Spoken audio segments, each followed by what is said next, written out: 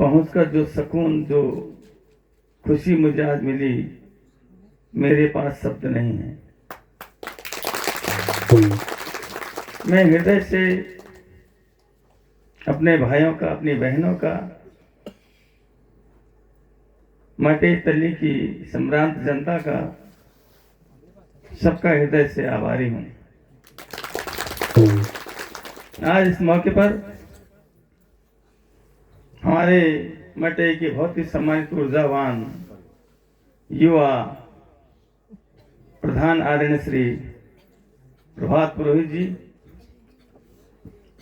हमारी रामलीला कमेटी के बहुत ही सम्मानित अध्यक्ष आदरणीय श्री अनिल जी, हमारे रामलीला कमेटी के उपाध्यक्ष आदरणीय श्री वीरेंद्र लाल जी, हमारे कोषाध्यक्ष आदरणीय श्री महेंद्र लाल जी, आदरणीय श्री जगदीश लाल जी, आदरणीय श्री रंजीत लाल जी, आदरणीय श्री धनवीर लाल जी, आदरणीय श्री मंगली लाल जी, आदरणीय श्री दिनेश भारती जी, हमारे खतरा के बहुत ही सम्मानित प्रधान आदरणीय श्री भवान सिंह कठेर जी, हमारे बैरों के प्रधान प्रतिनिधि आदरणीय श्री उमेश कठेर जी, हमारे क्षेत्र पंचायत की बहुत ही सम्मानित सदस्य बहन सरोजनी देवी जी, मटे पगना, हमारे मेरे साथ जो आज आए हैं, हमारे नंदा नगर मंडल की बहुत ही ऊर्जावान और जिनका ऊर्जावान उद्बोधन आप सब लोगों ने सुना, ऐसे हमारे मंडल अध्यक्ष आदरणीय श्री राकेश रावत जी, हमारे ब्लॉक प्रमुख के प्रतिनिधि के रूप में हमारे आदरणीय श्री त्रिभुवन फरसवाण जी, हमारे गोपेश्वर नगर मंडल के बहुत ही सम्मानित और इसी मटे के निवासी हमारे बहुत ही सम्मानित आदरणीय श्री महेंद्र राणा जी, और मेरे परम श्रद्धे जिनको मैं बहुत अगाध श्रद्धा के भाव से देखता हूं, ऐसे आदरणीय श्री लीलानंद पुरोहित जी, हमारे भारतीय जनता पार्टी के वरिष्ठ कार्यकर्ता पूर्व मंडल अध्यक्ष ऐसे आदरणीय श्री दिलवर राणा जी, और हमारे इस बूथ के बहुत ही सम्मानित अध्यक्ष आदरणीय श्री राजेंद्र राणा जी, यहाँ पर आज इस देवस्थली इस पंडाल में प्रभु श्री राम के इस मंडप पर विराजमान हमारे सारे जितने भी संगीतकार से लेकर के यहाँ पर हमारे इस गांव के प्रबुद्धन हैं, मेरी माता शक्ति बैठी हैं, और बहुत सारे लोगों का मैं देख रहा था, आप उनका हृदय से स्वागत सत्कार कर रहे थे। मैं उन सबको भी प्रणाम करता हूँ, धन्यवाद ज्ञापित करना चाहता हूँ अपने भाइयों का। मुझे अपना बचपन याद आया आज। एक समय होता था कि भावनाएं तो रहती हैं, श्रद्धा भी रहती है, और जो श्रद्धा का भाव मैंने अपने लोगों में देखा, ऐसा भाव मैंने अभी तक अन्य जगहों पर नहीं देखा है। तो मुझे कहीं ना कहीं अपना बचपन याद आया। हम जब बच्चे हुआ करते थे, तो कहीं ना कहीं प्रभु श्री राम के प्रति जो हमारे आदर्श रहे हैं, जिन्होंने मर्यादा का जो उनको एक अलंकार मिला, नर रूप में जो उन्होंने अपने को मर्यादित आचरण के माध्यम से हम सब लोगों के प्रेरणा के स्रोत बने, हमारे आराध्य बने, उनके प्रति जो हमारा श्रद्धा का भाव रहा, उस भाव को हम अपनी भावनाओं में अभिव्यक्ति करने का बचपन से हमने प्रयास किया था। और उसी प्रयास में अभावों की दृष्टि से मैंने ऐसा भी दौर देखा है, जब हम खाली काल चादर लगन, किसी के पास साफ सुथरी चादर नहीं होती थी, तो जो भी उपलब्ध होता था, पुरानी धोती या नई धोती किसी के घर में मिल गया, इस प्रकार हम राम दरबार सजाते थे। आज बड़ी खुशी हुई जब समय के साथ धीरे धीरे सब कुछ बदल रहा है और हमारी श्रद्धा आज भी उतनी है, मैं केवल इतना कहना चाहूंगा कि इस श्रद्धा के पीछे एक भाव जरूर मन में होना चाहिए। आखिर प्रभु राम में ऐसा क्या था कि हम अनंत काल से उनको आराध्य और श्रद्धापूर्वक उनका आचरण करने का प्रयास करते हैं। जहां उन्होंने मर्यादित आचरण के माध्यम से पूरे मानव समाज में अपने को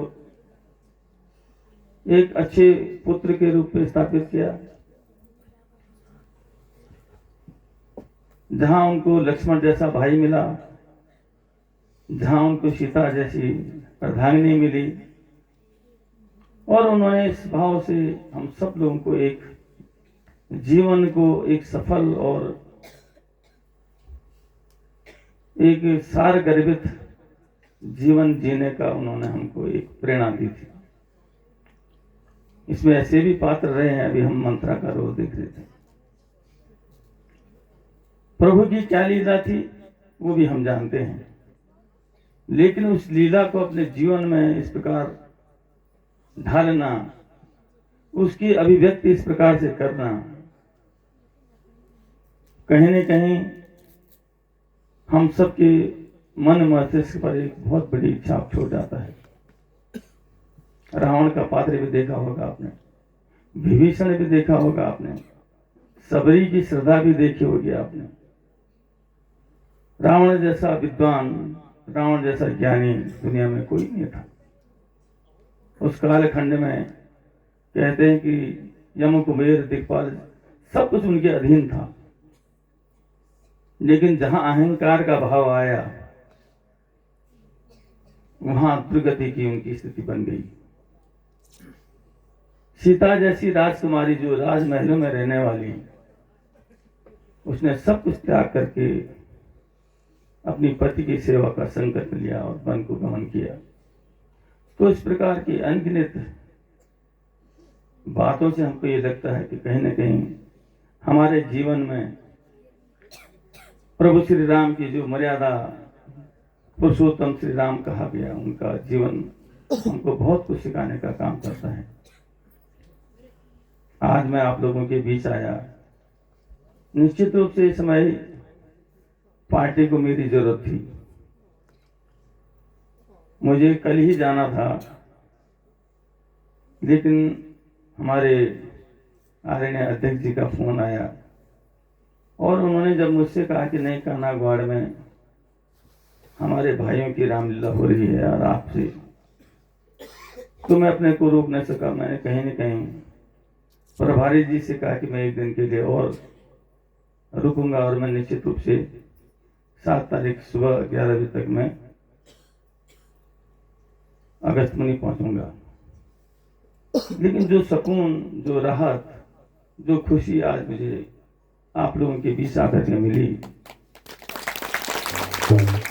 इसके लिए मैं आप लोगों का कृतज्ञ भाव से आभारी भी हूं। भावनाएं बहुत सारी होती हैं, लेकिन उन भावनाओं की अभिव्यक्ति कभी कभार नहीं कर पाते। मैं इस बात को जानता हूं कि बहुत लंबे समय तक जब ये रिजर्व सीट हुई थी, मैंने बहुत लंबे समय तक इस बात का चिंतन किया था कि आरक्षित सीट होने के नाते मैं अपने क्षेत्र की सेवा करूं। मैं राजकीय सेवा में था, मैंने अपनी राजकीय सेवाओं से बीआरएस लिया और कहीं न कहीं मन में एक भाव था। उत्तराखंड राज्य का जब आंदोलन हुआ था, तो उस आंदोलन में मेरी जिज्ञासा बनी, मैंने भी सपना देखना शुरू किया और उस सपने को पूरा करने के लिए कोई चौक ऐसा, कोई दरवाजा ऐसा नहीं छोड़ा जहां मैं नहीं गया। और 17 साल के बाद मुझे यह अवसर मिला है। मैं आभारी हूं अपने इस विधानसभा की जनता का, मातृशक्ति का, बुजुर्गों का, युवाओं का, व्यापारियों का, कर्मचारियों का, जिन्होंने मुझे ये अवसर दिया। और मैं इतना ही कहना चाहूँगा कि मेरी आज कोई व्यक्तिगत अभिलाषाएं नहीं है। मैंने कभी ये नहीं सोचा होगा कि मैं विधायक बनूंगा तो मैं अपना ये कार्य हल करूंगा, ये कार्य अपना सिद्ध करूंगा। मैंने अपनी मेहनत के बल पर, अपने कर्म के बल पर जो संस्कार मेरे परिवार ने मुझे दे, उन संस्कारों के बल पर मैंने वो सब कुछ अर्जित किया जो जीवन यापन करने के लिए जरूरी हो रहा है। अगर मन में कोई भाव रहा होगा तो भाव रहा होगा अपने समाज के प्रति, अपने लोगों के प्रति, यहाँ की समस्याओं के प्रति और यहाँ के विकास के प्रति। और आज भी वही संकल्प है, आज भी मन में एक ही भाव है कि जिस भावना से, जिस आशा से, जिस उम्मीद से मेरे क्षेत्र के लोगों ने मुझे आशीर्वाद दिया और इस मुकाम तक पहुंचाने में उनका जो सहयोग मिला, मैं उनकी भावनाओं का सम्मान करूं, मैं उनकी उम्मीदों पर खरा उतरूं। संस्कार परिवार से मिलते हैं और मैं जानता हूं कि मुझे मेरे परिवार से भरपूर संस्कार मिले। आज केवल आप लोगों को इतना ही कहना चाहूंगा कि समय के साथ चलना बहुत जरूरी है। मैं आज उस कालखंड में मुझे मौका मिला जिस कालखंड में इस देश का नेतृत्व हमारे यशस्वी प्रधानमंत्री और प्रदेश का नेतृत्व युवा ऊर्जावान मुख्यमंत्री पुष्कर सिंह धामी जी कर रहे हैं।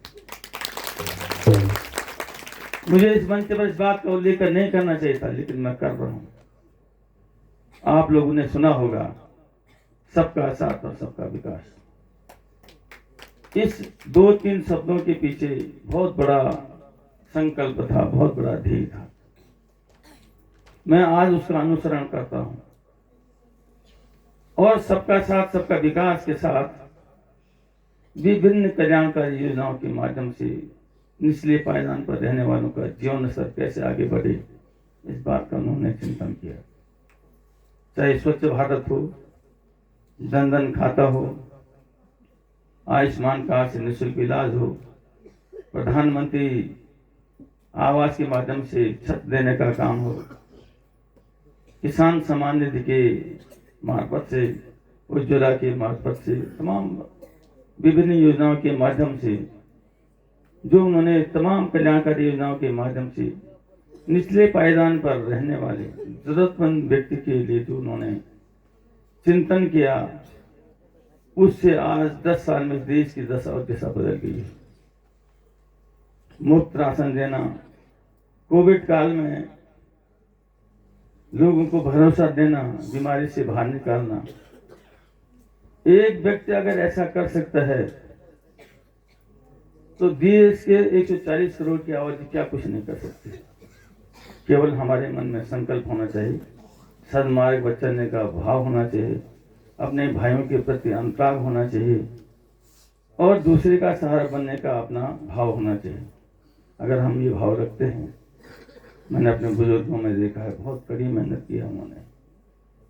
मैं पढ़ लिख करके ऐसे नहीं आगे इसके लिए मेरे पिताजी नंगे पैरों चले होंगे। उन्होंने पाला नहीं देखा होगा, उन्होंने भरपेट खाना नहीं देखा होगा, तब जाकर के मैं यहाँ पहुंचा हूँ। अगर आज मैं उस बात को भूल जाऊंगा और ये महसूस करूंगा कि मैं विधायक हूं,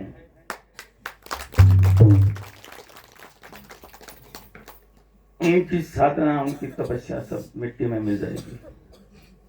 इसलिए मैं अपने भाइयों से एक निवेदन जरूर करूंगा कि समय के साथ जरूर चलना। जो आपका साथ दे, जो आपका हाथ पकड़े, जो आपको सहारा दे, जरूर उसका उपकार मानिए।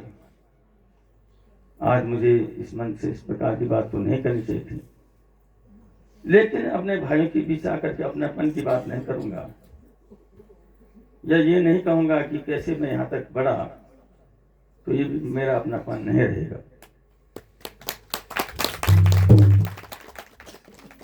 कुछ लोग ये कहेंगे मेरा आज भी पेशा वही है, मैं इंजीनियर था और बेटे मेरे क्या करते हैं, लोहागिरी। मेरी 5वीं पीढ़ी वही काम कर रही है, लेकिन स्वाभिमान से, नए पैटर्न से, आधुनिक पैटर्न से कर रहे हैं। ये जितने दराती, कुदाल, फावड़ी, तमाम जो खेती के औजार आते हैं वो मेरे यहाँ बनते हैं,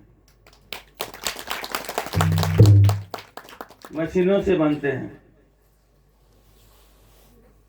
समय के साथ चलना सीखो, अपनों को साथ लेकर के बढ़ना सीखो। इसलिए मेरा आने का आज उद्देश्य यही था कि मैं अपने भाइयों के बीच जाऊंगा। आने वाला समय इतना सहज भी नहीं है। माँ बाप ने बहुत मेहनत की हमारी, लेकिन हमारी आने अगली पीढ़ी मेहनत नहीं कर रही है, व्यसनों के अधीन हो रही है। पहनने को बढ़िया चाहिए, फोन भी बड़ा, एंड्रॉइड चाहिए। माँ बाप ने शादी भी कर दी और तराश रहे हैं कि हमको नौकरी नहीं मिली। नौकरी, इतनी नौकरियां नहीं है इस जमाने में। इसलिए अपने पैरों पर खड़े होने का कोशिश करो।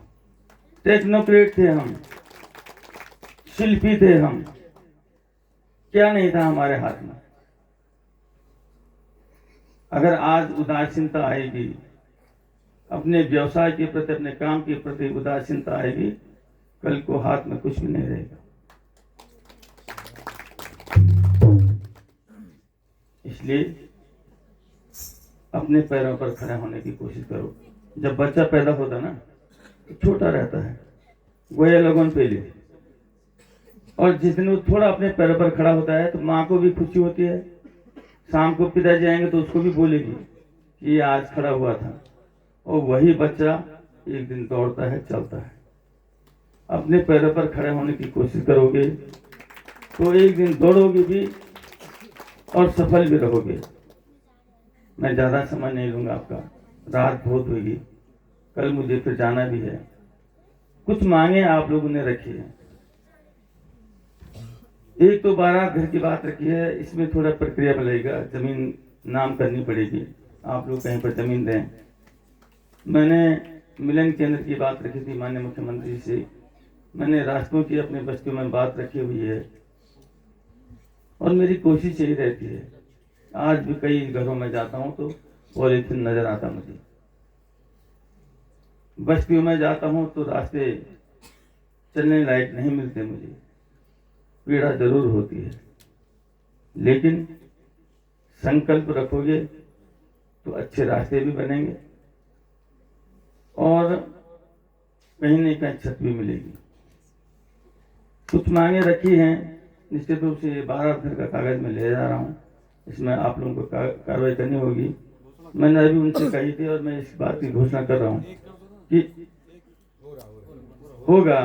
मैं आज अगर इस राम दरबार में कुछ कह रहा हूँ तो इसके कुछ मायने होंगे। और जहाँ तक कुछ अन्य मांगे हैं, यहाँ पर मुझे बहुत सारी मांगे दी गई हैं।